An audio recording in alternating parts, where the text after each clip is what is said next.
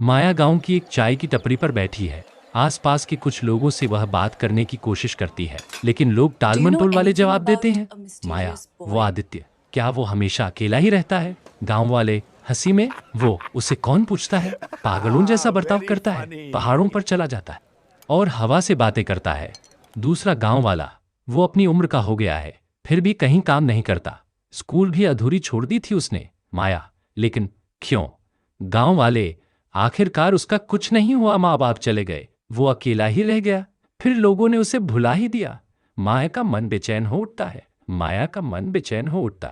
माया का मन में मेरा शक सही था, उसमें कुछ तो अलग है, लेकिन वो पागल नहीं है, किसी ने उसे तोड़ दिया है। दूसरी ओर आदित्य अपने घर में शांतिपूर्वक त्रिनेत्र ग्रंथ पढ़ रहा है। आखिरी पंक्ति उसे झकझोर देती है, जब तू खुद पर विश्वास करेगा तभी शिव तुझ में जागेगा।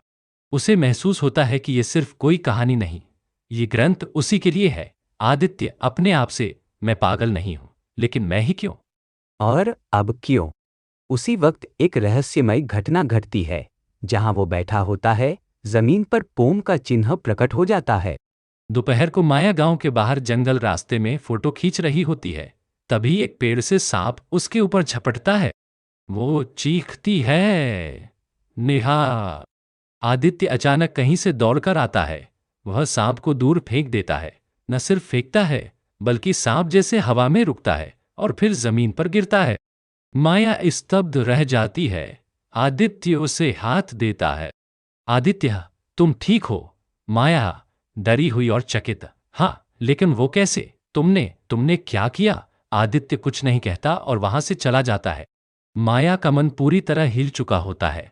रात को माया अपनी डायरी में लिखती है, आदित्य अलग है, लोग उसे पागल समझते हैं, लेकिन मैंने उसकी आंखों में कुछ जलता हुआ देखा है। वो शक्तिशाली है, लेकिन उसने खुद को पहचाना नहीं है।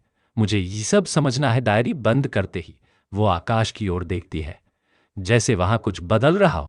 रात को आदित्य को एक सपना आता है।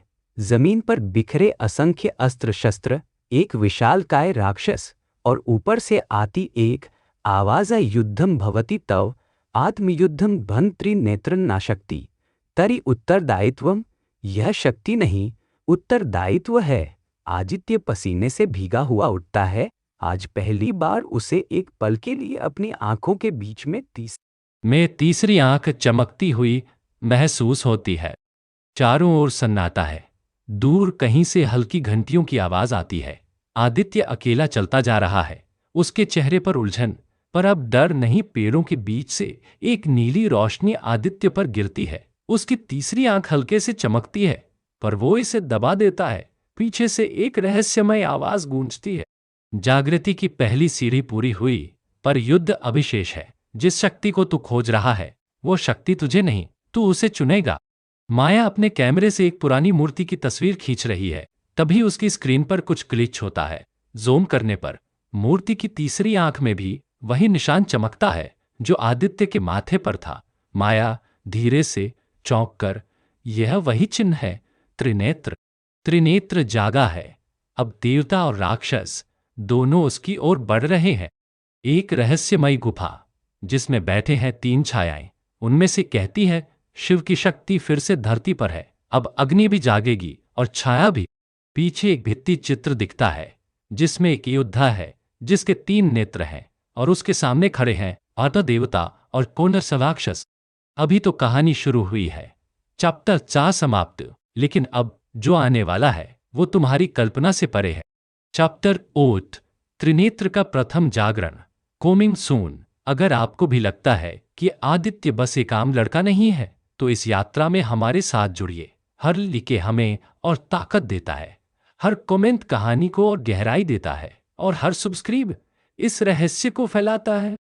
लिखे करें ताकि अगला जागरण और तेज हो। कमेंट करें, आपकी सोच हमें दिशा देती है। सब्सक्राइब करें, क्योंकि त्रिनेत्र अब सोया नहीं रहेगा।